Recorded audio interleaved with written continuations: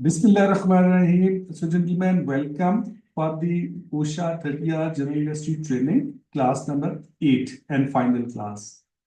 So, today we are going to discuss the last topic of our study, जो कि हमारा एक last topic रह गया था, सेफ्टी एंड हेल्थ मैनेजमेंट। आज मैं इसके ऊपर आपको डिटेल से ब्रीफ करूंगा और फिर आगे का हमारा एजेंडा जो है उसको भी देख लेते हैं। बेसिकली आज हमारे 3 एजेंडा पॉइंट्स हैं आज की ट्रेनिंग के।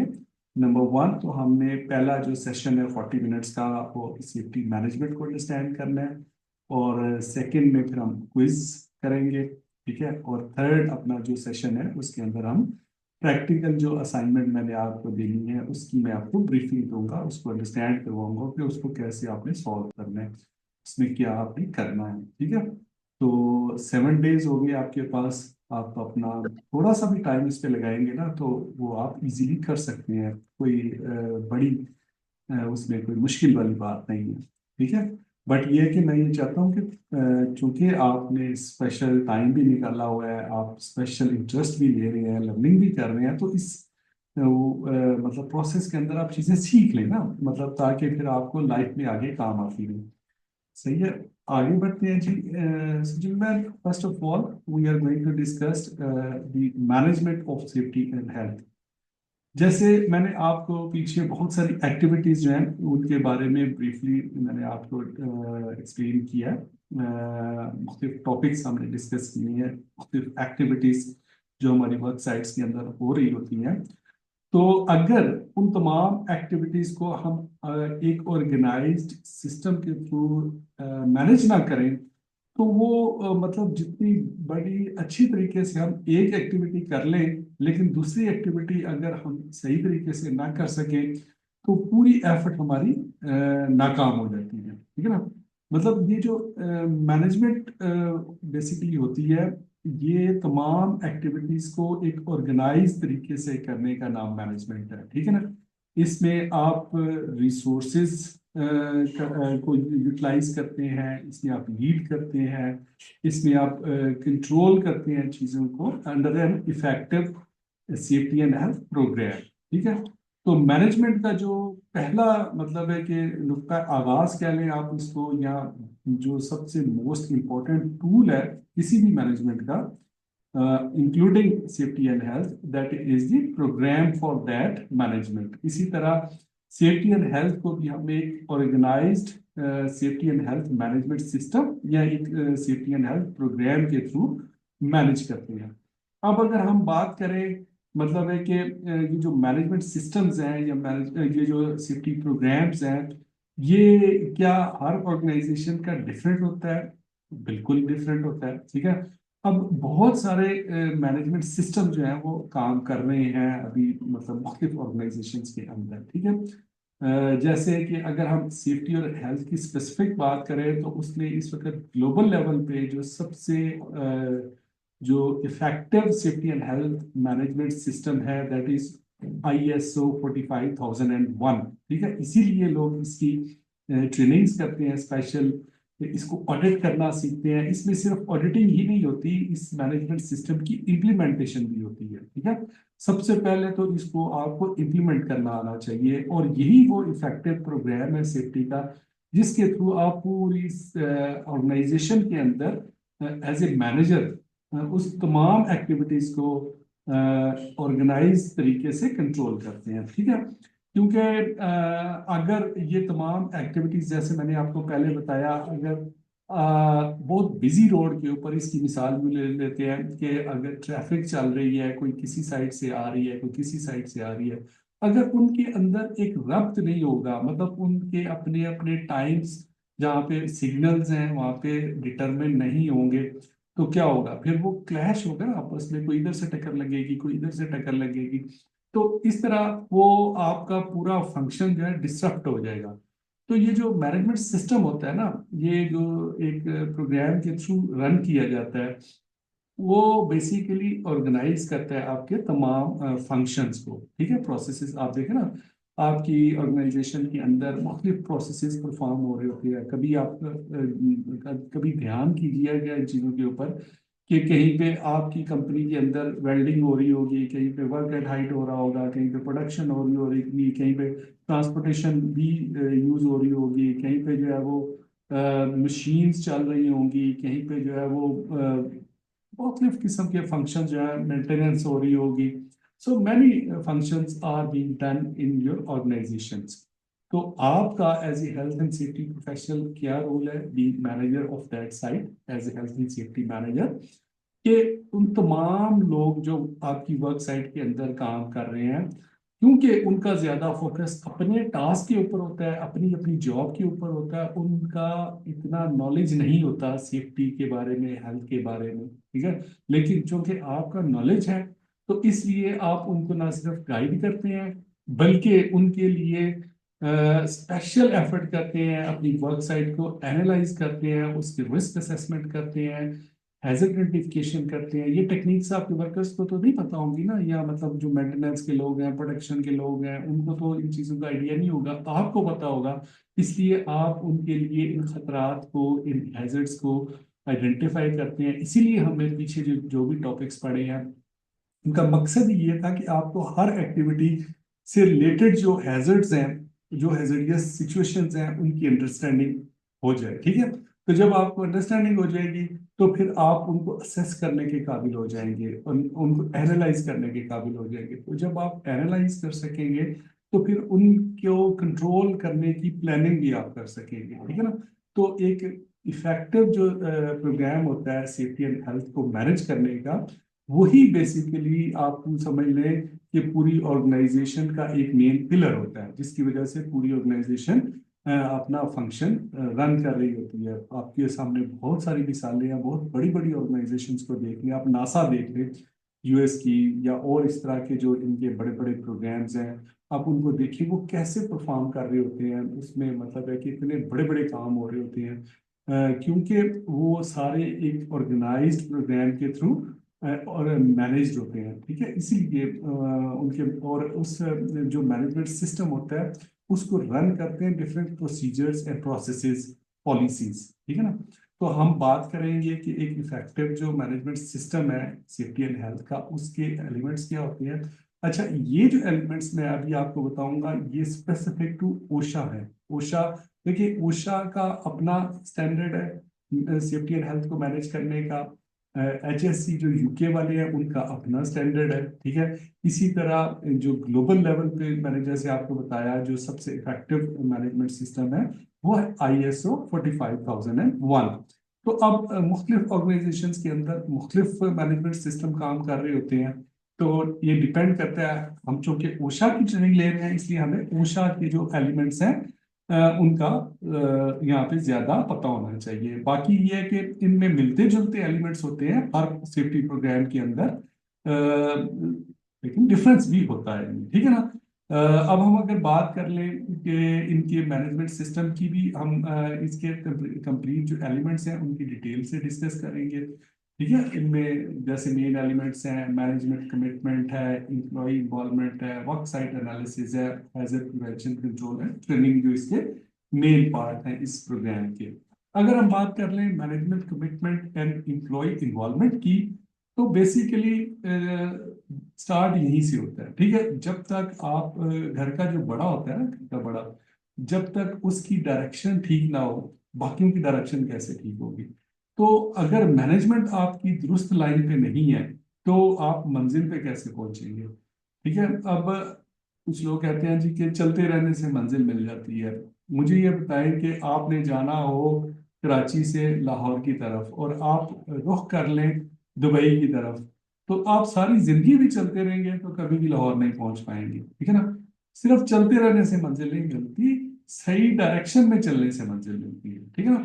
तो इसलिए डायरेक्शन कौन देती है, मैनेजमेंट, ठीक है। अब मैनेजमेंट अपनी सोच देती है, लोगों के जो कंसर्न होते हैं उनके बारे में मैनेजमेंट को फिक्र होती है कि जी हमारे वर्कर्स जो हैं, वो अगर हमारे किसी एक्ट की वजह से, हमारी किसी वर्किंग कंडीशन की वजह से, हमारे किसी वर्किंग टूल की वजह से, हमारे वर्क साइट के ऊपर किसी हेजरियस सिचुएशन की वजह से अगर वो जख्मी हो जाता है, या उसकी हेल्थ को कोई मसला हो जाता है, तो ये मेरे लिए बड़ी शर्मिंदगी है, या मुझे इसके लिए मतलब बीइंग एम्प्लॉयर या मैनेजर मैं बात कर रहा हूँ कि वो फील करें कि यार नहीं, हमारे वर्कर्स को ऐसा नहीं होना चाहिए कि यहाँ पे कोई घर से आए अपने बच्चों की रोजी कमाने के लिए और यहाँ पे आके वो जख्मी हो जाए, खुदा ना खास्ता, ठीक है ना। तो इसलिए और वैसे मैनेजमेंट ये को चीज बड़ी कम जगहों पे होती है। क्या, सॉरी। मैंने कहा वैसे ये चीज बड़ी कम जगह पे होती है। हाँ, बिल्कुल बिल्कुल। तो इसका सबसे मेन रोल आपकी मैनेजमेंट का होता है, उसकी वजह भी है, उसकी वजह भी, और ये सेफ्टी के जो मैनेजमेंट सिस्टम है वो भी यही से स्टार्ट होते हैं कि आपकी जो मैनेजमेंट होती है उसने डायरेक्शन भी देनी होती है और रिसोर्सेज भी देने होते हैं। मसलन अगर कहीं पे कोई हैजर्डियस सिचुएशन है तो उसको कंट्रोल करने के लिए आपको कोई कंट्रोल मेजर्स अप्लाई करने पड़ते हैं, कोई हो सकता है कोई पीपीईज आपको परचेज करने पड़े। तो वो परचेज कहाँ से करेंगे, वो मैनेजमेंट को बजट देगी तो तभी आप परचेज कर पाएंगे ना। तो इसलिए मैनेजमेंट की कमिटमेंट होना सबसे ज्यादा, कमिटमेंट क्या, इसका मतलब है कि सीरियसनेस होना रिगार्डिंग सेफ्टी एंड हेल्थ। उनको मतलब है कि सेफ्टी एंड हेल्थ का पता होना चाहिए, उसके बारे में उनकी सीरियसनेस होनी चाहिए, तभी वो आपको आपकी बात पे अमल करेंगे अगर आप उनको कोई सजेशन देंगे, ठीक है ना। और इसके साथ साथ मैनेजमेंट कमिटमेंट के साथ साथ इम्प्लॉई की जो वर्कर्स होते हैं उनकी पार्टिसिपेशन को बड़ी अहमियत हासिल है, ठीक है ना। अब पार्टिसिपेशन वर्कर्स की क्यों जरूरी होती है, इसलिए ये वर्कर्स ऑन ग्राउंड आपके काम कर रहे होते हैं, ठीक है ना। उनको on on site on ground अपनी सिचुएशन का ज्यादा अच्छे तरीके से आइडिया होता है। उनको पता होता है कि किस मशीन पे कौन सी सिचुएशन है जो कोई खतरा पैदा कर सकती है, जो हैजर्ड क्रिएट कर रही है। अगर कोई मशीन शोर कर रही है, अगर कोई मशीन मिसिंग कर रही है, अगर कोई ऐसी जगह है, ऐसा कोई स्टोरेज एरिया है जहाँ पे कोई हैजर्डियस गैस मौजूद है, कोई केमिकल मौजूद है, या मतलब है कि इस तरह की जो ऑन ग्राउंड ऑन साइट जो सिचुएशंस होती हैं उनके बारे में वर्कर्स का बहुत अच्छा नॉलेज होता है। इसीलिए ये मैनेजमेंट सिस्टम का मैनेजमेंट कमिटमेंट के बाद पार्टिसिपेशन वर्कर्स की जो है वो जरूरी होती है कि वो आपस में कोऑर्डिनेट करें, एम्प्लॉई और एम्प्लॉयर के दरमियान में एक कोऑर्डिनेशन हो जिसमें वो फीडबैक ले अपने वर्कर्स का और अपनी असेसमेंट्स करें, और मतलब है कि उनको कंट्रोल मेजर्स प्रोवाइड करें। मसलन अगर कोई वर्कर्स आपके जो है वो किसी हैजर्डियस सिचुएशन में काम कर रहे हैं और आपकी असेसमेंट है कि वहाँ पे कोई कंट्रोल मेजर अप्लाई करने के लिए कोई पर्सनल प्रोटेक्टिव इक्विपमेंट की जरूरत है, तो अगर वर्कर मतलब है कि आपको फीडबैक देंगे उनके बारे में कि उनको कौन सा पर्सनल प्रोटेक्टिव इक्विपमेंट वियर करने में कन्वीनियंस है, तो आपकी जो वो एक्सपेंस होगा वो मैटर करेगा। मतलब है कि वो फिर खुशी से वो पहन लेंगे, वो उनको पता होगा कि ये हमारी प्रोटेक्शन के लिए। इसलिए आपको पता होगा कि ऑर्गेनाइजेशन के अंदर ये जो सेफ्टी कमेटीज बनी होती हैं, बड़ी जो ऑर्गेनाइजेशन होती हैं, उनका मकसद यही होता है कि एम्प्लॉयर और एम्प्लॉय की पार्टिसिपेशन को इंश्योर करना, set clear goals and responsibilities. इसी तरह मैनेजमेंट का ये भी बड़ा अहम रोल है कि एक गाइडलाइन देना, पॉलिसी देना, सीरियसनेस शो करना अपनी हेल्थ एंड सेफ्टी की, ठीक है। और जब वो पॉलिसी देते हैं तो फिर उसके साथ साथ ऑब्जेक्टिव्स भी देते हैं कि मिसाल के तौर पे अगर आपकी ऑर्गेनाइजेशन के अंदर एक्सीडेंट रेट बहुत ज्यादा हो, ठीक है ना। एक्सीडेंट रेट कैसे पता चलता है उसकी आगे हम बात करेंगे, जिसका है रिपोर्टिंग और रिकॉर्ड कीपिंग, ठीक है ना, जिसकी इंपॉर्टेंस है इस मैनेजमेंट सिस्टम का हिस्सा है। मैं अगेन यहाँ पे आपको कहूंगा कि आपने ये नहीं देखना कि पाकिस्तान के अंदर इन्वायरमेंट किस तरह का है, आपने जो ओशा की स्टैंडर्ड प्रैक्टिसेस हैं उनके ऊपर फोकस करना है, ठीक है ना। तो ये जो रिकॉर्ड कीपिंग है ये मेन टूल है, मेन एलिमेंट है एक effective safety and health programme का, ठीक है। वो क्यों जरूरी है, वो इसलिए कि जब आपको फीडबैक आता है, आपको डेटा मिलता है नीचे से, तो फिर आप अपने ऑब्जेक्टिव सेट करने के काबिल हो जाते हैं। मिसाल के तौर पे अगर आपको पता ही नहीं है कि आपकी कंपनी के अंदर कितने वर्कर जो हैं उनकी ट्रेनिंग नहीं हुई किसी खास मशीन के ऊपर, तो आप उनके लिए ट्रेनिंग गोल कैसे सेट कर सकते हैं या ऑब्जेक्टिव कैसे सेट कर सकते हैं। तो फीडबैक और डेटा वो इसीलिए एम्प्लॉय की पार्टिसिपेशन को भी दूसरे नंबर पे अहमियत दी गई है कि जब आपके पास डाटा आएगा तभी आपको पता चलेगा और आप मतलब है कि गोल्स और रिस्पॉन्सिबिलिटी सेट करने के काबिल होंगे। Being management hold all level accountable, ये भी मैनेजमेंट की रिस्पॉन्सिबिलिटी होती है कि अपने समेत तमाम लोगों को अकाउंटेबल करे। जब वो रिस्पॉन्सिबिलिटीज दे देती है ना मैनेजमेंट, रिस्पॉन्सिबिलिटीज आपको, आप जब किसी कंपनी में जाते हैं तो सबसे पहले आपको अपनी जॉब डिस्क्रिप्शन बताई जाती है ना कि भाई ये आपको एक पूरा पेपर थमाया जाता है जिसके ऊपर आपकी रिस्पॉन्सिबिलिटीज होती हैं। उसका मकसद क्या होता है? उसका मकसद यही होता है कि आपको अकाउंटेबल किया जा रहा है कि अगर आप ये रिस्पॉन्सिबिलिटी पूरी नहीं करेंगे तो उसका कोई ना कोई कॉन्सिक्वेंस होगा, वो आपसे पूछा जाएगा उसका। इसी तरह मैनेजमेंट का ये भी काम होता है कि जो उन्होंने एक प्रोग्राम तरतीब दी है उसको रिव्यू भी करे एनुअली, ठीक है ना। मतलब चाहे वो आपका आईएसओ का प्रोग्राम हो, health and safety management system हो, चाहे वो ओशा का हो या कोई भी हो, उनका रिव्यू जो है वो जरूरी होता है, जिसको हम ऑडिट के जरिए रिव्यू करते हैं, ठीक है ना। अब हम दूसरे एलिमेंट की बात कर लें, हमारे एक सक्सेसफुल जो सेफ्टी मैनेजमेंट सिस्टम है। अगर वर्कर्स कमिट मैनेजमेंट कमिटमेंट और वर्कर पार्टिसिपेशन को हमने डिस्कस कर लिया। अब वर्क साइट एनालिसिस, दूसरा काम आपका स्टार्ट ये होता है कि आप पूरी अपनी साइट को कंप्लीट एनालाइज करते हैं और उसमें जितने भी रिस्क होते हैं उनको आइडेंटिफाई करते हैं। तो conduct comprehensive work site surveys, इधर सर्वेस का वर्ड भी लिखा हुआ है, इसको आप एनालिसिस भी कह सकते हैं, असेसमेंट भी कह सकते हैं, ठीक है ना। अब जब आपने सर्वे कर लिया या असेसमेंट कर ली, फिर उसको एनालाइज करना है, analyse new facilities processes materials before use, ठीक है। ये भी आपका काम है कि जब आप एनालिसिस करते हैं तो अगर कोई नया मटेरियल ऐड हुआ है आपकी पोर्टफोलियो में, नया प्रोसेस आ गया, तो उसको भी एनालिसिस करें क्योंकि उसके अंदर नए हैजर्ड्स मौजूद हो सकते हैं। Perform routine job hazard analysis, जो कि रूटीनली आपको करना पड़ता है, ये आपकी मैनेजमेंट का हिस्सा है, आपकी मैनेजमेंट के जो अफेक्टिव प्रोग्राम का पार्ट है, इंपॉर्टेंट पार्ट है, ठीक है। Encourage employee reporting of the hazards, ठीक है। ये भी बहुत इंपॉर्टेंट है क्योंकि इसी की बेस के ऊपर, इसी फीडबैक की बेस के ऊपर आपको डाटा मिलता है डिसीजन मेकिंग के लिए। Investigate all accidents and near Mrs, ठीक है। और ये भी आपकी मैनेजमेंट का इंपॉर्टेंट पार्ट है कि कोई भी एक्सीडेंट्स अगर हो जाता है उससे लेसन लर्न करें। तो लेसन लर्न कैसे होगा? जब आप उसको इन्वेस्टिगेट करेंगे। एनालाइज इंजरी इलनेस ट्रेंड्स, ठीक है। जैसे आप इंसिडेंट इन्वेस्टिगेशन करते हैं, रिकॉर्डिंग रिपोर्टिंग करते हैं, तो उससे आपको ट्रेंड का पता चलता है कि कौन सी इंजरी बढ़ रही है, कौन सी जो हादसे हैं वो कम हो रहे हैं, किसका ट्रेंड किधर है। वर्कर्स की हेल्थ को जो हमने प्रॉब्लम्स पढ़े थे पीछे तमाम एक्टिविटीज, उसमें से किस किस्म की प्रॉब्लम्स वर्कर फेस कर रहे हैं, किसमें ज्यादा जो है डेप्थ है, किसमें कमी हुई है, कोई कौन से जो है वो अपने लेवल पे हैं, कौन से हैजर्ड्स, तो इनको एनालाइज करना भी part of the successful safety programme है। अब हम जब असेसमेंट कर लेते हैं, ठीक है, मैनेजमेंट कमिटमेंट भी आ गई, वर्क साइट एनालिसिस भी हो गया हमारा डिटेल से, तो अब तीसरा टूल है हमारा, तीसरा इंपॉर्टेंट कंपोनेंट है एक सक्सेसफुल सेफ्टी प्रोग्राम का, हैजर्ड प्रिवेंशन एंड कंट्रोल, जो कि बहुत इंपॉर्टेंट है।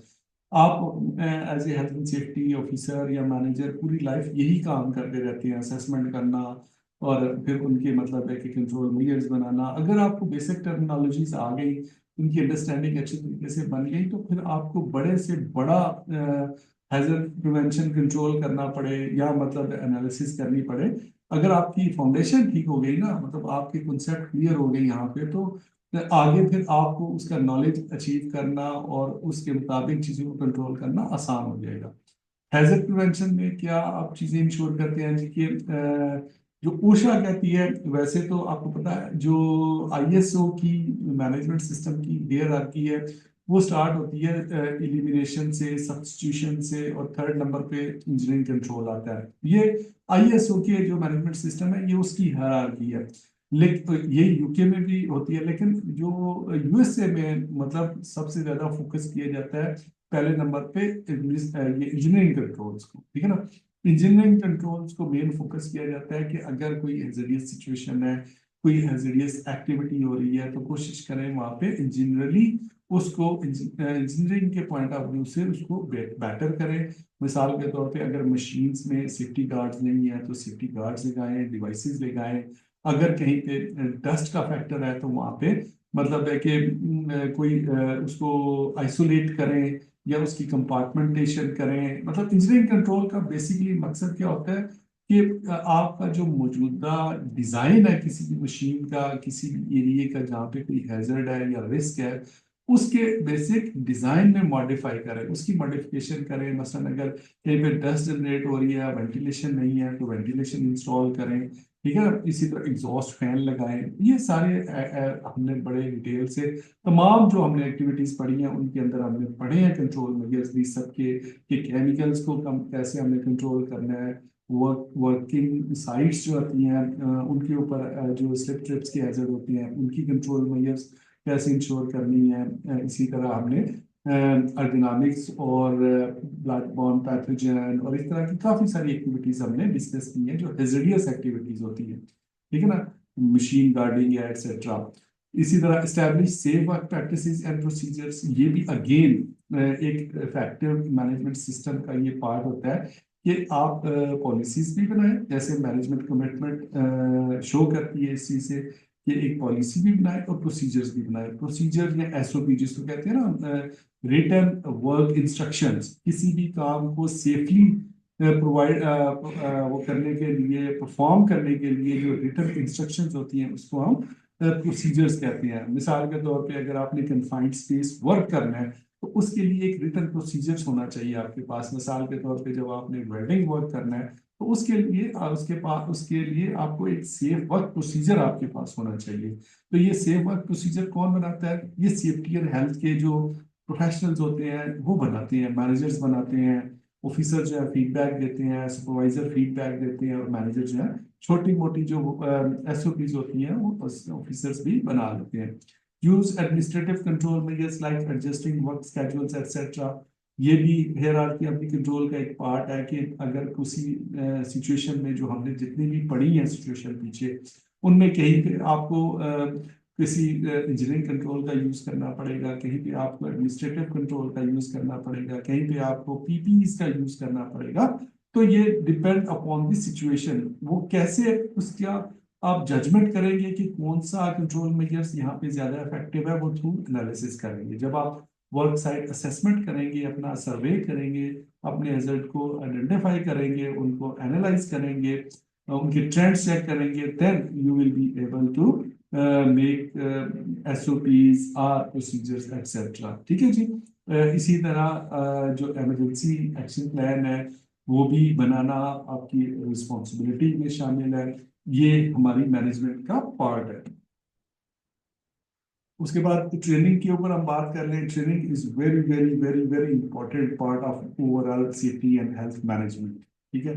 जब आप एक मैनेजर हैं अपनी साइट के ऊपर सेफ्टी एंड हेल्थ को लुक आफ्टर कर रहे हैं, तो आप अगर बाकी काम कर रहे हैं, मसलन आप वर्कर पार्टिसिपेशन इंश्योर कर रहे हैं, और पॉलिसियां बना रहे हैं, प्रोसीजर बना रहे हैं, इंस्पेक्शंस करवा रहे हैं, सारे काम आप कर रहे हैं, लेकिन अपने वर्कर्स की ट्रेनिंग नहीं कर रहे, तो आपको मतलब बाकी जो एक्टिविटीज हैं आप 100% क्या 200% भी परफेक्ट कर ले, अगर इसको आप निगेट कर दें या इसको इग्नोर कर दें, तो आप क्या इंसिडेंट रेट हमेशा ज्यादा होगा आपके ऑर्गेनाइजेशन में, ठीक है ना।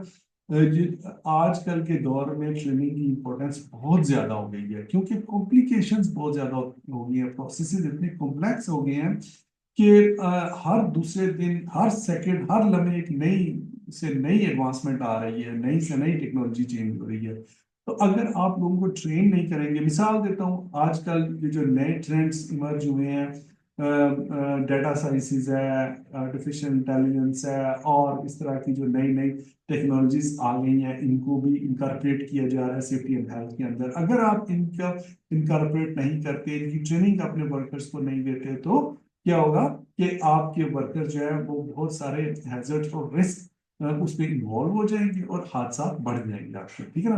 तो इसलिए critical component of effective programme, ये जो हमारा ट्रेनिंग का प्रोग्राम होता है, ये बहुत इंपॉर्टेंट है। इसको ट्रेनिंग प्रोग्राम, ट्रेनिंग प्लान बनाना, उसको एग्जीक्यूट करना, अपने वर्कर्स को ट्रेनिंग देना। मसलन अगर आपके पास ड्राइवर्स हैं, ठीक है ना, मिसाल के तौर पर 50 ड्राइवर्स हैं आपकी कंपनी के, तो as a health and safety manager आपकी रिस्पॉन्सिबिलिटी है कि उनको सेफ्टी के बारे में बताएं, ड्राइविंग सेफ्टी के बारे में बताएं कि सीट बेल्ट पहननी है, गाड़ी को मेंटेनेंस चेक करना है, इस तरह की जो भी मतलब है कि ड्राइविंग से रिलेटेड सेफ्टी प्रिकॉशंस हैं उनके बारे में आप उनको ट्रेनिंग्स दें, ठीक है ना। इसी तरह जो प्रोडक्शन के डिपार्टमेंट में वर्कर काम कर रहे हैं और या कंस्ट्रक्शन पे काम कर रहे हैं और वहां पे वो बगैर सेफ्टी प्रोटेक्टिव वियर पहने अगर वो काम कर रहे हैं, तो हमने बहुत सारे जो पर्सनल प्रोटेक्टिव इक्विपमेंट पढ़े थे जिसमें ओवरऑल्स हैं, रेडिएशन के केमिकल्स के हैजर्ड्स होते हैं, रिस्क।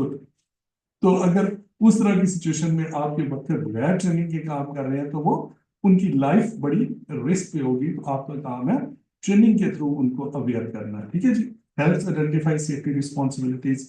तो ट्रेनिंग में ये भी आपको सपोर्ट देती है। ट्रेनिंग से लोगों को अपनी जिम्मेदारियों का पता चलता है कि ट्रेनिंग से ही आप उनको बताते हैं कि जी एक सेफ्टी और हेल्थ ऑफिसर की क्या रिस्पॉन्सिबिलिटी है, एक सुपरवाइजर की क्या रिस्पॉन्सिबिलिटी है। तो ट्रेनिंग का जो है वो बहुत ज्यादा रोल होता है आपकी ओवरऑल सेफ्टी और हेल्थ मैनेजमेंट में। Tailor to specific workplace needs, इसका मकसद, इसका मतलब ये है कि आप अपने जो भी नीड्स हैं अपनी कंपनी के अंदर ट्रेनिंग की, उस हिसाब से अपनी ट्रेनिंग को मॉडिफाई करें, उनको टेलर करें। कहीं पे अगर केमिकल्स का यूज ज्यादा है तो वहाँ पे केमिकल सेफ्टी से रिलेटेड ट्रेनिंग ऑर्गेनाइज करें। कहीं पे वर्क एट हाइट ज्यादा हो रही है तो वहाँ पे वर्क एट हाइट से ट्रेनिंग रिलेटेड ट्रेनिंग्स ऑर्गेनाइज करें। कहीं पे ट्रांसपोर्टेशन की जो है वो हैजर्डियस सिचुएशन या रिस्क ज्यादा है तो वहाँ पे उससे रिलेटेड ट्रेनिंग्स ऑर्गेनाइज करें, ठीक है ना।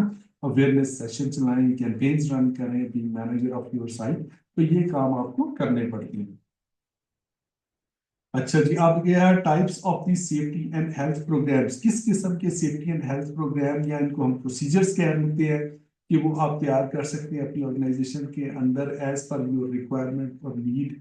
मतलब जो आपकी नीड्स हैं उनके मुताबिक आप उनको तैयार कर सकते हैं। जैसे हैजर्ड कम्युनिकेशन प्रोग्राम, जिसकी हमने डिटेल से डिस्कस किया था हैजर्ड कम्युनिकेशन वाले पोर्शन में। इमरजेंसी एक्शन प्लान, ये भी एक पूरा प्लान होता है, पूरा प्रोसीजर होता है जो ओवरऑल आपके safety and health management programme का हिस्सा होता है। एनर्जी कंट्रोल प्रोग्राम भी हो सकता है, मिसाल के तौर पे कहीं पे इन्वायरमेंटल इश्यूज ज्यादा है, वहाँ पे एनर्जी बहुत ज्यादा यूज हो रही है, वेस्ट हो रही है, तो उसको कंट्रोल करने का प्रोग्राम आप तरतीब दे सकते हैं, राइट कर सकते हैं। फॉल प्रोटेक्शन चेकलिस्ट, अगर कहीं पे वर्क एट हाइट की ज्यादा एक्टिविटीज हो रही हैं तो इसी तरह मतलब forklift operator checklist, fire prevention plan, PPE assessment checklist, ये फ्यू एग्जांपल्स हैं जो आपके overall safety and health programme का पार्ट होते हैं। ये जो प्रोसीजर्स होते हैं, ये प्रोसेसेस जो होते हैं, और आपको बीइंग प्रोफेशनल ये काम करने आने चाहिए। क्योंकि आपने जब एक साइट का कंट्रोल संभालना है तो फिर आप मतलब है कि खुद तो जाके फिजिकली कभी कभार विजिट करेंगे ना साइट का। आपने बेसिकली जो अपने मातहत टीम होगी उनके लिए रोल्स एंड रिस्पॉन्सिबिलिटी असाइन करना, पॉलिसीज बनाना, प्रोसीजर्स बनाना और उनसे काम लेना, ये आपकी मेन रिस्पॉन्सिबिलिटी होगी। और अगर आप ये ऑर्गेनाइज्ड मैनेजमेंट सिस्टम के थ्रू नहीं करेंगे तो फिर आप इफेक्टिव मैनेजर साबित नहीं होंगे, ठीक है जी। इवेल्युएटिंग प्रोग्राम इफेक्टिवनेस, अब ये भी इम्पोर्टेंट टूल है एक successful safety and health programme का, कि आपने इतनी एफर्ट करके एक ऑर्गेनाइज्ड कामयाब सेफ्टी प्रोग्राम तरतीब दिया, उसमें चीज़ें राइट की, लिखी, जिस जिस चीज़ की जरूरत थी उसके मुताबिक आपने प्रोसीजर्स भी बनाए, तो उसकी इफेक्टिवनेस को चेक करना भी तो आपकी रिस्पॉन्सिबिलिटी है। और ये एक मैंडेटरी टूल है एज पर ओशा स्टैंडर्ड्स के, आपका जो सेफ्टी एंड हेल्थ प्रोग्राम है उसकी इफेक्टिवनेस को टेस्ट करना जरूरी है। जैसे आप ये ट्रेनिंग ले रहे हैं तो ट्रेनिंग में जो आपने सीखा है उसका टेस्ट जरूरी है, ठीक है। इस टेस्ट के बगैर मतलब आपकी ट्रेनिंग अधूरी है, ठीक है। आप वो तो फिर मतलब है कि अगर बगैर इवेल्युएशन के टेस्ट के, वो तो आप बगैर पैसे खर्च किए भी गूगल पे चले जाए, दुनिया जहान का आपके पास नॉलेज पड़ा हुआ है, ठीक है ना। आप खुद से पढ़ सकते हैं, अगर खुद से इंसान पढ़ सकता होता किताबें तो करोड़ों की तादाद में, अरबों की तादाद में पढ़ी हुई है, ओपन मटेरियल पढ़ा हुआ है। अगर खुद से इंसान इन इनको समझ सकता है या इनकी अंडरस्टैंडिंग गेन कर सकता, तो फिर ये इतने टीचर्स, इतने ट्रेनर्स, इतने जो यूनिवर्सिटीज हैं, कॉलेजेस हैं, इनकी जरूरत ही ना रहती, ठीक है ना। तो इसलिए आपको स्पेसिफिक जो है ना ट्रेनिंग लेने के लिए किसी ट्रेनर की जरूरत पड़ती है, उसको अंडरस्टैंड करने के लिए, ठीक है ना। तो जब आप अपना प्रोग्राम बनाते हैं तो उसकी इफेक्टिवनेस को चेक करना आपकी रिस्पॉन्सिबिलिटी है। वो किस तरह करते हैं, उनकी ऑडिट्स करते हैं, जिस तरह ये आईएसओ मैनेजमेंट सिस्टम को ऑडिट होता है। जिसको हम इसको इसकी सर्टिफिकेशन भी होती है। लेकिन ये जो ओशा के मैनेजमेंट सिस्टम प्रोग्राम्स हैं, इनकी आप इंटरनल उनकी ऑडिटिंग करते हैं, मतलब इनके जो टूल्स हैं उस हिसाब से आप उनकी ऑडिटिंग करते हैं, इंटरनल ऑडिट इसको कहते हैं, ठीक है ना। तो उसके लिए ऑडिट टीम स्पेशल होनी चाहिए, जिनको सेफ्टी ऑडिट करना आना चाहिए। अच्छा, अब उसके बाद है कि मतलब आप अपनी टीम में इन लोगों को शामिल करें। उसके बाद collect relevant data, record, surveys, observation. जब आपने इफेक्टिवनेस को टेस्ट करना है अपने प्रोग्राम को, तो जाहिर है उसके लिए आपको डेटा की जरूरत पड़ेगी, और डेटा के लिए आपके पास एक इफेक्टिव रिकॉर्डिंग रिपोर्ट करने का प्रोसीजर मौजूद होना चाहिए। Analyse data and share result, yes. जब आप डेटा एनालाइज करेंगे तो आपको उनके रिजल्ट से ट्रेंड्स का पता चलेगा कि हम किस लेवल पे है। अभी 2 महीने पहले या 3 महीने पहले जो हमने एक ऑब्जेक्टिव सेट किया था, कोई रिस्की सिचुएशन थी आपके, हाँ, आपकी कंपनी में, तो आपने प्लान किया था मैनेजमेंट के साथ मिलकर कि हम इसको कंट्रोल करेंगे अगले 2 माह में। तो आपने वो उसके लिए अपने नॉलेज के मुताबिक, अपनी एक्सपीरियंस के मुताबिक कंट्रोल सिस्टम वहाँ पे अप्लाई किया।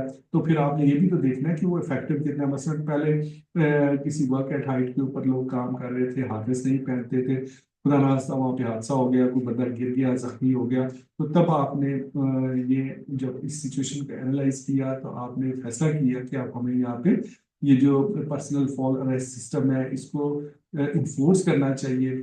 तो जब आप वहाँ पे इसको इन्फोर्स करेंगे तो फिर कुछ अर्से बाद उसका आप टेस्ट भी तो देखेंगे ना, कि मतलब जब हम ये यूज नहीं करवा रहे थे हमारे वर्कर, तो तब ये हादसा हुआ, अब जब यूज कर रहे हैं तो उससे क्या फायदा हुआ है, उससे हमें क्या कोई हादसा रुका है या अगेन वो हादसा हो गया, तो किस वजह से हो गया, ठीक है ना। तो इसको टेस्ट करना जरूरी है। Use findings to improve program, ये सबसे बड़ा मतलब फायदा होता है आपको इवेल्युएशन करने का, इफेक्टिवनेस चेक करने का, कि आपको उन फाइंडिंग से नेक्स्ट इम्प्रूवमेंट के लिए आपको बड़ा do you think BCP should be in this list? BCP should be in this जी, ऐसा ना, बस ही जरा इसको आप थोड़ा एक्सप्लेन करें बीसीपी को। Board of certified safety professional की बात कर रहे हैं आप। आपने एक क्वेश्चन किया था लेकिन मैं देख नहीं सका पहले, पता नहीं अब आप सुन रहे हैं कि नहीं। एनीवेज, चलें इसको फिर डिस्कस कर लेंगे। हेलो। जी जी। नहीं, मैं ये पूछ रहा था, जो आपने हेल्थ एंड सेफ्टी का प्लान बता रहे हैं जिसमें हमें पीछे प्रीवियस स्लाइड में भी इसके अंदर बीसीपी यानी बिजनेस कंटिन्यूटी प्लान जो हाँ कि इसको। हाँ, इमरजेंसी एक्शन प्लान इसको हम कह सकते हैं ना। जी जी। एक नहीं, सॉरी, इमरजेंसी एक्शन प्लान एक और चीज होती है, ये कंटिन्यूटी बीसीपी अलग प्लान होता है। और होता है, यस। जी जी। Business BC continuity plan basically आपकी जो मतलब एक क्राइसिस वाली टीम होती है ना, वो बनाती है, ठीक है ना। जी, उसमें उसमें सेफ्टी और एक पूरा हेल्थ के सेक्शन। लोग, सेफ्टी एंड हेल्थ के जो लोग हैं ना, वो बीसीपी को मैनेज नहीं करते, तो वो उनका पार्ट अच्छा। होते हैं, उनकी जी कमेटीज जी, का पार्ट बिल्कुल, होते हैं, ये ठीक जी है जी। ना। लेकिन वो अलग टीम होती है जिसको क्राइसिस कंट्रोल टीम कहते हैं, ठीक है। हर ऑर्गेनाइजेशन के अंदर होती है। वो बिजनेस कंटिन्यूटी का प्लान बनाते हैं, जिसको हम कहते हैं ना कि बैकअप प्लान। मतलब अगर जी जी आपका जी। एक प्लान फेल हो गया है, तो उसका अल्टरनेट क्या होगा। मसलन अगर आपने लाहौर से कराची जाना है और आपने प्लान किया हुआ है ट्रेन पे जाने का, ठीक है ना, तो एंड ट्रेन जो है ना वो जाने के टाइम पे खराब हो गई है, ठीक है, या कोई और मसला हो गया, तो आपने क्या कोई प्लान किया, ये चीज आपके जहन में थी कि ट्रेन खराब भी हो सकती है, तो मैं अल्टरनेट क्या लूंगा, ठीक है ना। ये होता है बिजनेस कंटिन्यूटी प्लान, कि आपकी बिजनेस कंटिन्यूटी जो है वो अगर कोई क्राइसिस हो जाता है, कोई इस तरह की अनवांटेड सिचुएशन हो जाती है, तो आपकी जो रूटीन वर्क है, जो रूटीन बिजनेस है, वो इफेक्ट ना हो, ठीक है ना। मतलब कि प्लांट पे अगर खुदा नास्ता आग लग गई है, बड़ा कोई डिजास्टर हो गया है, और वहां पे बहुत ज्यादा इम्पैक्ट हो गया है, तो क्या आप सारे ऑर्डर्स बंद कर देंगे अपने जो मतलब क्लाइंट्स हैं जिनको आपने डेट्स दी हुई है, क्या आप उसके लिए कोई अल्टरनेट प्लान करके रखा हुआ है, कि अगर ऐसी सिचुएशन हो जाती है कोई अल्टरनेट साइट के ऊपर जाके आप लिमिटेड वे में काम करके अपने जो है वो मोस्ट इंपॉर्टेंट ऑर्डर जो है उनको कैरी ऑन कर सकें। तो कंटिन्यूटी प्लान बिल्कुल इसका पार्ट होता है, बट वो एक अलग टीम होती है जो कर रही होती है manage. But health and safety obviously आपकी, चाहे वो मतलब डिजास्टर मैनेजमेंट की टीम हो, चाहे वो क्राइसिस मैनेजमेंट की टीम हो, उसका मेन पार्ट होती है हेल्थ एंड सेफ्टी की टीम में, ठीक है ना। इन सब सबका आपस में कोऑर्डिनेशन होता है। चलो ठीक, थैंक यू। आगे हम अगर देखें कि रिकॉर्ड कीपिंग का जो रोल है हमारी, मतलब है कि overall safety and health management में इट्स वेरी वेरी इंपॉर्टेंट। और ओशा का इसके ऊपर बहुत ज्यादा फोकस है, और ओशा ने रिकॉर्ड कीपिंग के लिए ओपन रिसोर्स दिए हुए हैं अपनी वेबसाइट के अंदर। मुख्तलिफ किस्म के फॉर्म्स मौजूद हैं, जैसे ओशा 300 लॉग, मतलब जिसमें कोई इंसिडेंट या इंजरी होती है इस किसी वेबसाइट के अंदर, तो एनीवन एनोनिमसली भी आप उसको वेबसाइट पे जाके फॉर्म को डाउनलोड करें, या इवन ऑनलाइन भी आप उसको फिल करके रिपोर्ट कर सकते हैं। ये ओशा की इंस्ट्रक्शंस है। इसीलिए तो फिर जब ये रिपोर्टिंग होती है उसी बेस के ऊपर एनालिसिस करते हैं, उनके रिसर्च करते हैं उनके जो एक्सपर्ट्स होते हैं, और फिर आगे के लिए प्लानिंग करते हैं। ठीक है, देखिए जो डिसीजन जो होते हैं ना, डिसीजन मेकिंग के पीछे जितना इफेक्टिव डेटा होगा वो उतना इफेक्टिव डिसीजन होगा। ठीक है, अगर आप हवा में फैसले करेंगे ना, मतलब जजमेंट से कि यार मैं ऐसे करूंगा तो हो सकता है ऐसी हो जाए, दैट डज नॉट वर्क। ठीक है ना, हमेशा अगर वो सॉलिड डिसीजन वो होता है जिसके पीछे कोई डेटा हो, मतलब है कि कोई which website we can find these forms. जी बिल्कुल, ये आप जो उषा की ऑफिशियल वेबसाइट है ना, उसके ऊपर ये फॉर्म्स पड़े हुए हैं। ठीक है, मैं आपको लिंक सेंड कर दूंगा। वैसे मेरी जो सेफ सर्कल वाली वेबसाइट है उसके ऊपर भी मैंने ये लिंक्स डाले हुए हैं, तो वो तो एक इजी रिसोर्स मैंने आपके लिए दिया हुआ है, ताकि आपको ज्यादा सर्च ना करनी पड़े, तो आप उसको यूज करके मैं आपको लिंक सेंड कर दूंगा, आप उसको जरूर जो है ना वो कंसल्ट कीजिएगा। ये during academic we also have worked in this as much as my elective research of चले गुड, जबरदस्त। बिल्कुल इनको मतलब है कि फिल करना आना चाहिए, और इसमें मतलब वो एक पूरा उनका प्रोसीजर मौजूद है रिकॉर्ड कीपिंग का, रिपोर्टिंग प्रोसीजर, जो इंसिडेंट सर रिपोर्टिंग बिल्कुल आप प्रोसीजर सही है कह ना। रहे हैं। इसमें बिल्कुल ईयरली बेसिस पर जो कोई भी केसेस रिपोर्ट हुए हैं या जस्ट लाइक इंसिडेंट्स जो भी हुए हैं उनकी कंपनी वाइज या फर्म वाइज रिपोर्टिंग मेंशन होती है, उसमें आपकी डेटा एनालिसिस लगती है। एग्जैक्टली बिल्कुल।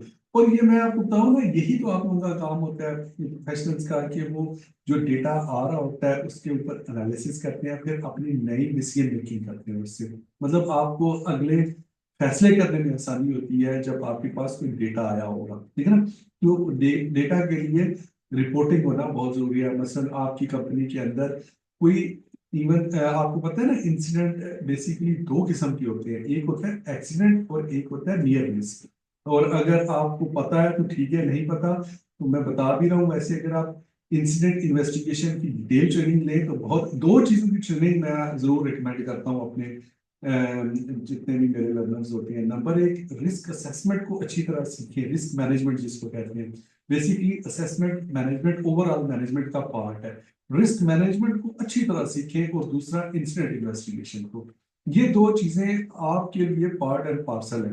ठीक है ना, हर जो मतलब है कि अगर आपने फ्यूचर में एक्सेल करना है, अगर आपका ये मिशन है कि मैंने एक इफेक्टिव प्रोफेशनल बनना है, मैनेजर बनना है, डायरेक्टर बनना है, टॉप लेवल पे जाना है, तो फिर इन दोनों को आप अपनी जिंदगी का पार्ट एंड पार्सल बनाएंगे। इनके ऊपर जरूर ट्रेनिंग से, ठीक है। और भी बहुत सारी ट्रेनिंग्स हैं जो आपके प्रोफेशनलिज्म को एनहांस करती हैं, बट जो फाउंडेशन है यानी ये जो आपके मेन पिलर्स है ना सेफ्टी मैनेजमेंट के, उनमें से दो ये मतलब आपके रिस्क असेसमेंट और इंसिडेंट इन्वेस्टिगेशन। ठीक है जी, इंसिडेंट इन्वेस्टिगेशन जब आप डिटेल से सीखते हैं ना, तो जी एहसन अब्बासी, आप क्वेश्चन है जी, प्लीज जरूर आप क्वेश्चन करें। अच्छा, मैं ये पूछना चाह रहा था। मैं एक्चुअली काफ़ी जैसे मैंने बताया था, मैं बहुत जगहों पे काम भी कर चुका हूँ। तो मुझे आज तक एक चीज़, मैंने बहुत से फॉर्म्स देखे हैं, और यूरोपियन स्टैंडर्ड्स के भी, ओशास भी हो गए, यूके बेस भी हो गए, जो कि बेसिकली हम 3 इंच। तो आप ये बता सकते हैं कि हम इसको इन्वेस्टिगेशन प्रोसेस क्यों कहते हैं? Why not accident? Accident procedure हो, या हम इसको इन्वेस्टिगेशन ही क्यों कहते हैं? कुछ जगहों पे मैंने एक्सीडेंट का नाम देखा है ज्यादा फॉर्म्स पे, कुछ जगहों पे इंसिडेंट होता है, कुछ जगहों पे दोनों लिखे होते हैं स्लैश करके। तो ये थोड़ा आप मुझे बताएंगे कि ये बेसिकली इसमें क्या डिफरेंस है, और मतलब ये होना क्या चाहिए? बहुत जबरदस्त क्वेश्चन है, बहुत अच्छा क्वेश्चन है। मैं आपको जरूर एक्सप्लेन करता हूँ इसका। बेसिकली देखें, अमूमन इसका जो मतलब प्रॉपर वर्ड है वो है इंसिडेंट इन्वेस्टिगेशन, ठीक है ना। अब इंसिडेंट दो किस्म, इंसिडेंट की टू टाइप्स हैं मेन, एक एक्सीडेंट और एक नियर मिस, ठीक है। ये दोनों होते ही इंसिडेंट है। एक्सीडेंट वो होता है बेसिकली जिसमें कोई एक्चुअल लॉस अकर हो जाता है, मतलब कोई प्रॉपर्टी डैमेज हो गई है, कोई फिजिकल इंजरी हो गई है, कोई डेथ हो गई है खुदा ना खास्ता, या कोई डैमेज हो गया है, कोई चीज टूट गई है, कोई खराब हो गई है, वो कहलाता है एक्सीडेंट, ठीक है ना। और एक होता है नियर मिस, मतलब एक इंसिडेंट होते होते रह गया, उसको हम कहते हैं नियर मिस या क्लोज कॉल कहते हैं, ठीक है ना। तो ओशा ये कहती है, ये कोई भी हेल्थ एंड सेफ्टी की ऑर्गेनाइजेशन है वो ये रिकमेंड करती हैं कि आप जिस तरह एक्सीडेंट को इन्वेस्टिगेट करते हैं, सेम इसी तरह वेटेज दें नियर मिस को भी। कुछ लोग होते हैं ना कि नियर मिस हो गया, जैसे हमारे यहाँ मतलब ये ट्रेंड होता है, जो हमारा कल्चर है कि यार बचत हो गई, अल्लाह ने बचा लिया यार, बस ठीक है, बस आगे कुछ करने की जरूरत नहीं है। नहीं, जो मतलब है कि इफेक्टिव मेजर्स हैं वो ये कहते हैं कि आप इंसिडेंट, चाहे वो आपका नियर मिस है, चाहे वो एक्सीडेंट है, चाहे आपका कोई लॉस हुआ है या नहीं हुआ है, दोनों सूरतों में आप उसको इन्वेस्टिगेट करें। इसीलिए इसके लिए जो प्रॉपर वर्ड यूज होता है वो इंसिडेंट इन्वेस्टिगेशन का वर्ड यूज होता है। बट एक्सीडेंट, अगर जहां पे एक्सीडेंट लिखा होगा तो इसका मतलब है कि वो एक्सीडेंट एक्चुअली हैपन हुआ है, वहां पे कोई लॉस हुआ है, कोई डेथ हुई है, कोई इंजरी हुई है, कोई मतलब आपका मटेरियल डैमेज हुआ है, कोई चीज टूटी है, मतलब जिस तरह कोई गाड़ी चलते चलते एक्सीडेंट हो गया तो उसको एक्सीडेंट कहते हैं। लेकिन अगर मतलब है कि कोई लॉस नहीं हुआ लेकिन कोई इंसिडेंट होते होते बच गया, हुआ नहीं है, लेकिन स्टिल आपको जरूरत है उसको इन्वेस्टिगेट करने की कि क्या कॉज थी जिसकी वजह से ये इंसिडेंट होने लगा था, जिसको रूट कॉज कहते हैं, ठीक है ना। तो बेसिकली इसका जो प्रॉपर वर्ड है वो इंसिडेंट इन्वेस्टिगेशन होता है, ठीक है ना। अब उसमें फिर आगे अगर सिर्फ वो नियर मिस है तो तभी आप उसको इंसिडेंट इन्वेस्टिगेशन कह सकते हैं, अगर वो एक्सीडेंट है तो फिर आप उसको एक्सीडेंट इन्वेस्टिगेशन भी कहेंगे, ठीक है जी। क्लियर हो गया डिफरेंस यहाँ से जी? ओके हो गया, आगे चले। चलिए ठीक है, मैसेज आ गया आपका। is basically broad term that covers accident, near misses and dangerous occurrence. Yes, बिल्कुल ठीक है, बिल्कुल सही कह रहे हैं आप, बिल्कुल ठीक है, जबरदस्त, बिल्कुल। चले आगे चलते हैं। तो इनकी इन्वेस्टिगेशन जो है वो जरूरी होती है, और ये होती है रिपोर्टिंग की बेसिस के ऊपर। until unless you do not have effective reporting program or procedure, ये फिर इन्वेस्टिगेशन आप कैसे कर सकेंगे जब तक आपको रिपोर्टिंग नहीं होगी। तो जो क्राइटेरिया उषा ने सेट किया हुआ है रिकॉर्डिंग का, मतलब रिकॉर्ड मीन्स के जब आप रिपोर्ट करते हैं किसी इंसिडेंट को तो किस तरह मतलब है कि वो फॉर्म्स के अंदर भी ये चीज मेंशन होती है कि इनकी जो रिपोर्टिंग का प्रोसीजर है उसके अंदर के डेथ को रिपोर्ट करें, डेज अवे फ्रॉम वर्क, अगर कोई वर्कर जो है किसी वजह से उसको वर्क से अवे रहना पड़ गया कुछ देर, उसको भी रिपोर्ट करें, रेस्ट्रिक्टेड वर्क और जॉब ट्रांसफर इसको भी रिपोर्ट करें, medical treatment beyond first aid, first aid जो आपकी कंपनी में है, छोटा मोटा जख्म हो गया ठीक है, उसकी रिपोर्टिंग की जरूरत नहीं है, लेकिन अगर इससे ज्यादा कोई इंजरी है तो उसको रिपोर्ट करें। लॉस ऑफ कॉन्शियसनेस, अगर आपका कोई वर्कर कॉन्शियसनेस खो बैठा है, बेहोश हो गया, चलते चलते गिर गया तो उसको रिपोर्ट करें। सिग्निफिकेंट इंजरी इलनेस को रिपोर्ट करें, diagnosed by health care professional, मिसाल के तौर पे कोई आपको हेपेटाइटिस का खुदा रास्ता किसी वर्कर को कोई मसला हो गया है, बीसी, इस तरह के जो सीरियस मतलब हेल्थ इश्यूज डायग्नोज हो गए हैं किसी मेडिकल स्क्रीनिंग की वजह से, तो उसको रिपोर्ट करना ओशा कहती है जरूरी है, ठीक है जी। अब ओशा इंस्पेक्शंस, इसको हम ओशा का जो हमारा स्टार्ट का था लेक्चर उसमें भी हम डिटेल से डिस्कस कर चुके हैं, तो लेकिन यहाँ पे भी चले ओवरऑल जो कि मैनेजमेंट का पार्ट है, तो ओशा इंस्पेक्शन बेसिकली की जाती है to enforce the OSHA rules and regulation या ओशा स्टैंडर्ड्स, ठीक है ना। अब देखें ये रूल्स हो, रेगुलेशन हो, स्टैंडर्ड्स हो, एक्ट्स हो, ये बेसिकली कवानीन होते हैं, इनके मुख्तलिफ नाम होते हैं, ठीक है ना। कुछ इंटरनल होते हैं जो कंपनी के अपने रूल्स होते हैं, उनका उनका मतलब गवर्नमेंट लेवल पे कोई उसका इम्पैक्ट नहीं होता। कुछ गवर्नमेंट के रूल्स होते हैं या रेगुलेशंस होते हैं या स्टैंडर्ड्स होते हैं, ठीक है ना। ये जो ओशा के स्टैंडर्ड्स हैं यूँ समझिए कि ये यूएस गवर्नमेंट के स्टैंडर्ड्स हैं, क्योंकि ओशा यूएस गवर्नमेंट की एजेंसी है, ठीक है ना। तो ये मतलब एक एक्ट के थ्रू बनी हुई है एजेंसी, तो इसलिए इसकी इंपॉर्टेंस है, इसका कंप्लायंस है, इसकी इंस्पेक्शंस है, और अगर इसकी वायलेशन हो उसके अगेंस्ट प्रोसीडिंग्स भी होती है, मतलब चाहे वो आपको पनिशमेंट मिले, जेल तक हो जाती है, मतलब सजा मौत तक हो जाती है, ठीक है जी। तो इंस्पेक्शन के लिए authorised by OSHA OSH act to conduct workplace inspection already भी हम डिस्कस कर चुके हैं। Compliance safety and health officers can enter without delay, ठीक है। ये बेसिकली इंस्पेक्टर्स होते हैं ओशा के, जिनको CSHO कहा जाता है, बड़े पावरफुल होते हैं, ठीक है।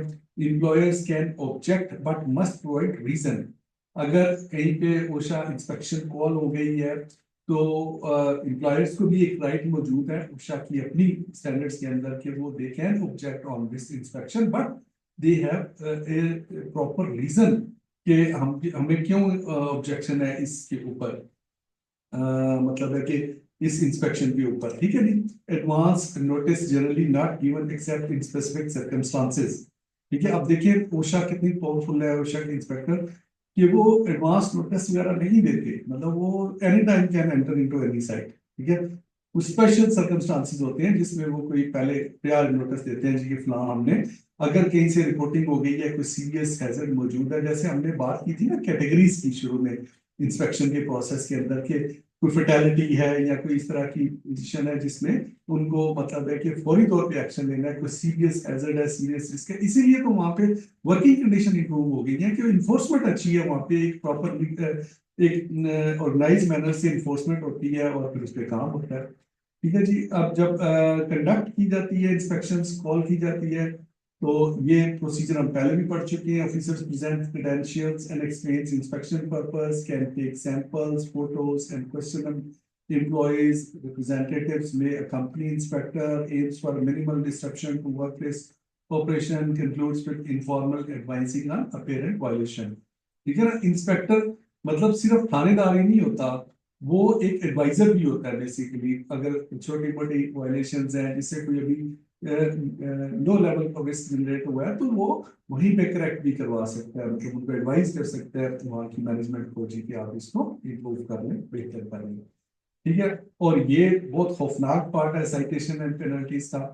जब ओशा की इंस्पेक्शन होती है पूरी वॉक अराउंड हो जाता है, आइडेंटिफाई हो जाती है नॉन कंफर्मिटीज या मतलब वायलेशन होती है, फिर उनको प्रूफ भी करना ओशा के इंस्पेक्टर्स की जिम्मेदारी होती है। प्रूफ कैसे करना कि कोई वायलेशन वो सिर्फ उसके कहने से वायलेशन नहीं होगी, उसका कोई ना कोई एविडेंस, उस किसी स्टैंडर्ड से उसको रिलेट करना पड़ेगा, उसको साइड करना पड़ेगा। जैसे मैंने आपको सिखाया था ना शुरू में कि नॉट फॉलोइंग ओशा, यस बिल्कुल हम पाकिस्तान में तो नहीं कर रहे, यही तो मैं आपको बार बार कह रहा हूँ कि हम ओशा सीख रहे हैं, पाकिस्तान के हवाले से नहीं सीख रहे चीजें। अगर आपने ओशा की अंडरस्टैंडिंग करनी है तो प्रॉपर करनी है ना। तो मैंने आपको बताया था नथिंग इज फॉलोड, यस ऐसा है, ऐसा अनफॉर्चुनेटली, लेकिन कल क्लाक को अगर यहाँ पे कोई प्रॉपर हेल्थ एंड सेफ्टी की कोई रेगुलेशन बन जाती हैं, कोई गवर्नमेंट सीरियस होकर इस पे काम कर रही है तो फिर ये इन्फोर्स हो जाएंगी, तो फिर आपको एडिशनल एडवांटेज में होंगे ना कि आपने इंटरनेशनल लेवल की चीजें पढ़ी हुई हैं, सीखी हुई हैं, या फिर आप कई फॉरेन कंट्री में जाके काम करते हैं। इवन पाकिस्तान के अंदर अगर मतलब मैं आपको बताऊं कि जितनी भी आपकी एक्सपोर्ट लेवल की इंडस्ट्रीज है ना, वहां पे स्टैंडर्ड जरूर अप्लाई होती है और उनकी बड़ी वैल्यू है, उनकी बड़ी अहमियत है, ठीक है ना। वहां पे ये जी एहसन अब्बासी, बिल्कुल आप बोलना चाह रहे हैं जी, प्लीज प्लीज जरूर बोले। अच्छा, मैं ये कहना चाह रहा था कि एक्चुअली जैसे पाकिस्तान यूएई है, यूएई बेसिकली जो स्टैंडर्ड्स फॉलो करता है, जैसे यहाँ पे अली भाई का एक क्वेश्चन था, मैं अभी अली भाई का एक क्वेश्चन देख रहा था कि एनी इन्फोर्समेंट एजेंसी इन पाकिस्तान लाइक ओशा। तो बेसिकली ऐसी अभी सिंध के अंदर बात की जाए तो सिंध में अभी एक ओशा के नाम से एक यहाँ की गवर्नमेंट उन्होंने लेजिस्लेशन पास की है, सिंध गवर्नमेंट ने, और उनकी एक पूरी कमेटी बनी है जो कि इन्फोर्स करेगी। लेकिन यूएई के अंदर, जैसे ये मेरे हाली भाई के लिए एक जवाब था, और बेसिकली जैसे यूएई के अंदर वो लोग बेसिकली यूके स्टैंडर्ड्स को फॉलो कर रहे हैं, सऊदी अरेबिया जो है वो बेसिकली ओशा स्टैंडर्ड्स को फॉलो कर रहा है, जो कि मानते हैं। पाकिस्तान में जो है बेसिकली यूरोपियन स्टैंडर्ड्स फॉलो हो रहे हैं। अगर आप यूरोपियन जितना है, मतलब मैंने जितनी कंपनीज में देखा है बेसिकली वो यूरोपियन को कर रहे हैं। तो ओशा जो है वो जो ज़्यादा है वो उसको सऊदी अरेबिया के अंदर और कतर के अंदर, ये दो जीसीसी कंट्रीज हैं जहाँ फॉलो किया जाता है। और पाकिस्तान के अंदर हम बेसिकली जितने हमारे, आप अगर देख लें ये जो क्या कहते हैं सीपा है, या जो पीपा है, पाकिस्तान इन्वायरमेंटल प्रोटेक्शन एजेंसी, इनके जितनी रूल्स और रेगुलेशंस हैं वो यूरोपियन स्टैंडर्ड्स को प्रैक्टिस, उन्होंने बेस्ट प्रैक्टिस माना हुआ है। तो ये उस पे फॉलो होता है। Thank you. जी बिल्कुल ठीक है, ऐसे ही है। लेकिन मैं आपको बताऊं कि पाकिस्तान के अंदर कोई सेंट्रल हेल्थ एंड सेफ्टी का लॉ तो है कोई नहीं, कोई फेडरल लेवल पे। वही जो 1934 का फैक्ट्रीज एक्ट है उसी को ही हमारे लेबर डिपार्टमेंट के अंदर इनकॉर्पोरेट किया हुआ है। उसी के ऊपर जो उसके अंदर मतलब वो पुराना गोरू के टाइम का, इन्होंने ना उसमें कोई अपडेट की है। हाँ, ये जरूर डेवलपमेंट हुई थी कि 2018 में पाकिस्तान इंजीनियरिंग काउंसिल ने एक ओएसएच एक्ट, जिस तरह ये यूएसए का एक्ट है ना, इसी तरह एक ओएसएच एक्ट का पूरा ड्राफ्ट बना के गवर्नमेंट को दिया था। लेकिन गवर्नमेंट ने उसके ऊपर कोई रजिस्ट्रेशन नहीं हुई, वो एज इट इज पड़ा हुआ है, ड्राफ्ट भी पड़ा हुआ है, मेरे पास भी पड़ा हुआ है। अच्छा, अब आगे चलते हैं कि प्रोविंशियल लेवल पे क्या कानून साजी हुई है। उसमें बिल्कुल सिंध में भी ओएसएच का एक बिल पास हुआ था। ये पंजाब में भी हो चुका है, ये केपी में भी हो चुका है, बलूचिस्तान में नहीं हुआ। 3 सूबों में ये ऑलरेडी हो चुका है, ये पास, असेंबली ने इसको पास कर दिया है, ये लागू हो चुका है, मतलब ये इम्प्लीमेंटेड है। बट ये कि अमल कोई नहीं हो रहा है इसके ऊपर। अब देखें, जो हमारा स्टैंडर्ड है ना इन्फोर्समेंट का, ये तो 100 साल भी लगे रहेंगे ना अगर ये सीरियस नहीं होंगे। जैसे मैनेजमेंट सिस्टम कहता है ना कि कमिटमेंट फ्रॉम दी मैनेजमेंट नहीं होगी, अगर लीडरशिप की कमिटमेंट नहीं होगी तो आप 1000 स्टैंडर्ड भी बना लें, आप उसको इम्प्लीमेंट करने के काबिल नहीं होंगे। मेरे पास पड़ा हुआ है ये ओएसएच एक्ट जो है, पंजाब का, सिंध का, केपी का, तीनों का पड़ा हुआ है। उसमें बड़ी चीजें लिखी हुई हैं जी, कि डिस्ट्रिक्ट लेवल पे ओएसएच की जो है वो कमेटीज बनेगी, मॉनिटरिंग कमेटीज बनेगी, और गवर्नमेंट के लोग एम्प्लॉय किए जाएंगे, उसमें गवर्नमेंट जॉब्स दी जाएंगी। तो बहुत सारा उसमें स्टेप्स लिखे हुए हैं, लेकिन किसी के ऊपर अमल नहीं हो रहा। आप प्रैक्टिकली देख लें, ना सिंध में हो रहा है, ना पंजाब में हो रहा है, ना केपी में, कहीं पे भी उसकी कोई शक्ल ही नजर नहीं आती। वो बस हमारे यहाँ ये है कि एक वो मतलब असेंबली में बिल जाता है, पास कर दिया जाता है, और अमल सिर्फ उसी पे किया जाता है जो गवर्नमेंट के फायदे की चीज होती है। लोगों को पकड़ दे बस, ठीक है, ये वाला जो है ना, ये कानून सख्ती से इन्फोर्स कर दो, ठीक है ना। बाकी जो फायदा है उसके ऊपर कोई इन्फोर्समेंट पाकिस्तान में बिल्कुल नहीं है। मैं आपको क्लियरली बता रहा हूँ, इसलिए कि मेरा एक्सपीरियंस है इन चीजों में काफी सालों का, ठीक है ना। तो अगर आपने माइंडसेट ये रखना है ना कि पाकिस्तान में कोई मेजर चेंज जब तक ना आए तब तक यहाँ पे कोई आप ये नहीं कह सकते कि यहाँ पे मतलब जो प्रॉपर इम्प्लीमेंटेशन का कोई इम्कान मौजूद है, ठीक है। मैं इंशाल्लाह ताला, मैंने जैसे आपको बताया था ना, मैंने वो जो 3 अपने प्रोजेक्ट स्टार्ट किए अपने एलएमएस के अंदर, जिसमें एक health and safety books library है जो फ्री ऑफ कॉस्ट आपको ये रिसोर्स मिलेंगे। उसके अंदर मैं इंशाल्लाह ये सारे एक्ट जो हैं ये मैं अपलोड करूंगा, ना सिर्फ पाकिस्तान के बल्कि आपको यूएई के भी मिलेंगे, यूरोप के भी मिलेंगे आपको, मतलब हर कंट्री के, मलेशिया के, इंडोनेशिया के, चाइना के, रशिया के, तमाम की हेल्थ सेफ्टी जो लेटेस्ट एक्ट्स हैं वो आपको वहां पे मिल जाएंगे। क्योंकि मेरे पास काफी सारा मैंने डेटा इकट्ठा किया हुआ है, काफी सालों से मैं इस पे काम कर रहा हूँ। तो वो इंशाल्लाह आपको उसमें ना सिर्फ आपको बुक्स मिलेंगी उससे रिलेटेड, स्पेसिफिक टॉपिक्स से रिलेटेड, बल्कि उनके एक्ट्स भी मिलेंगे, प्रोसीजर्स भी मिलेंगे, और यूजफुल इंफॉर्मेटिव किस्म की वीडियोस भी मिलेंगे इंशाल्लाह। ये तीनों प्रोजेक्ट हैं, उनको जरूर अपने साथ रखिएगा, वो आपके लिए बड़ा इफेक्टिव रिसोर्स बन जाएगा इंशाल्लाह। आपके यूं समझ लीजिए पॉकेट में होगा हर वक्त, any time open your mobile and just open the page and check the category, and all data will be in front of you recording that, और जो आपको इसमें से अपनी जरूरत की चीज हो वहीं से पिक करनी है, ठीक है जी। अच्छा जी, आगे चलते हैं। आगे है एम्प्लॉइंग राइट्स एंड रिस्पॉन्सिबिलिटीज। इसके ऊपर हम डिटेल से बात कर चुके हैं ऑलरेडी अपनी ओशा इंट्रोडक्शन के ऊपर। एम्प्लॉयर रिस्पॉन्सिबिलिटीज के ऊपर भी हम डिटेल से बात कर चुके हैं। मेरा ख्याल है इसके ऊपर हमें मजीद जो है वो अभी टाइम नहीं जो है वो जाया करना चाहिए। टाइम काफी हो गया, 9:58 हो गए हैं जी। तो I would request to all of you, now you can have break 5 to 7 minutes। आप तैयार होके आए और उसके बाद इंशाल्लाह हमारा क्विज होगा जी। All are present, that's very wonderful. बहुत जबरदस्त जी। एहसन भी हैं, अली हैदर भी हैं, हैदर अली भी हैं, अरसलान भी हैं, मुजम्मिल भी हैं, अवैस सिद्दीकी भी हैं, उमैर खान भी हैं। चले 10 मिनट्स ले लें, आप 10 मिनट ले लें, 10 मिनट ब्रेक कर लें और उसके बाद आप लोग काइंडली तमाम लोग आ जाएं इंशाल्लाह। फिर हम अपना जो है वो नेक्स्ट जो हमारा सेगमेंट है क्विज का, जो कि मोस्ट इम्पोर्टेंट पार्ट है हमारी ओवरऑल इवैल्यूएशन का, तो उसको हम इंशाल्लाह कंडक्ट करेंगे। ठीक है जी। इंशाल्लाह जी सर। चलें जेंटलमैन, मिलते हैं इंशाल्लाह ब्रेक के बाद। Thank you. Okay sir.